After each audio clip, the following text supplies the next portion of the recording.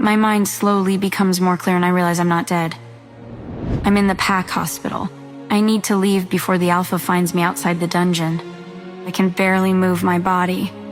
Every move causes excruciating pain. I start to panic, making the beeps in the room become faster. Oh, I'm hooked up to a bunch of machines. I try to figure out how to unhook them so no one hears the noises. Too late. I hear people in the hallway getting closer. I try to sit up. I need to ignore the pain. I have to escape. I slowly slide off the side of the bed. My legs were wobbly. The tubes and wires sticking out of me prevent me from getting too far. The door opens, and the pack doctor comes in with a nurse. The doctor is an older person. Talia, you're awake. Let's get you back on the mat, shall we? The doctor says gently. He and the nurse come to either side of me and reach out to hold my arms.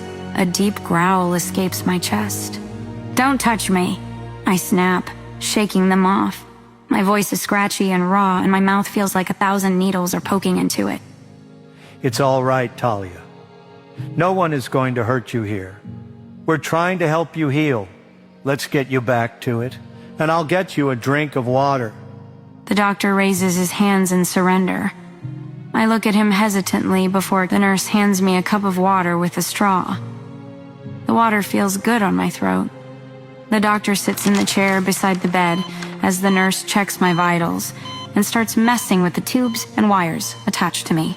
Talia, you had surgery to remove hundreds of shards of glass from your back. We also had to reset some ribs, your jaw, and you had a lot of wolfsbane in your blood. We gave you a transfusion to clear it from your system so you could heal. You're lucky your wound isn't so serious. Sure about that last part, doctor? I think to myself.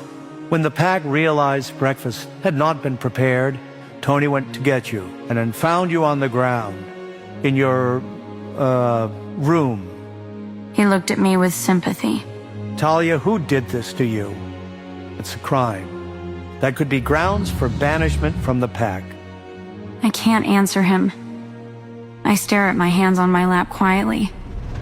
How can I tell him Alpha Edward is the one who caused this? There's no way he'd believe me.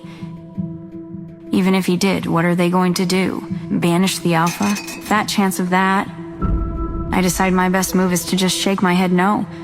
I don't want to get out of the pack for lying. I have nowhere to go. I would be nothing. Okay, let's move on to the next question. When do you turn 17? He looks at the papers inside his folder. I don't know exactly, sir. I say honestly. He looks at me with a furrowed brow. He glances at the nurse and asks her to give us privacy for a few minutes. Am I in trouble? I just woke up. I don't know what I could have done. You don't know your birthday, Talia? My father brought me here when I was a baby. He was a bad guy. Alpha Edward, well, I feel my face burning with embarrassment.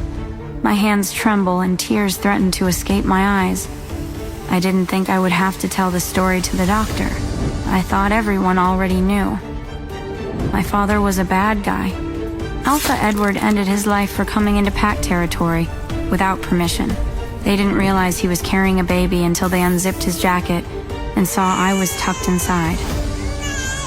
It was a miracle I survived. Since I was just a baby, they couldn't just get rid of me, but they didn't know anything about me. I was wrapped in a blanket that had the name Talia embroidered on it. So that is what they called me. My father could have been a kidnapper for all I know. The only reason they gave me the last name Jackman is because after they took down my father, they looked through his wallet to identify him. The only form of ID he had was a library card that said Brian Jackman on it. I've tried an internet search for his name on the computer in the school library before. Nothing comes up in the search. You don't need to finish. I know what happened to your father.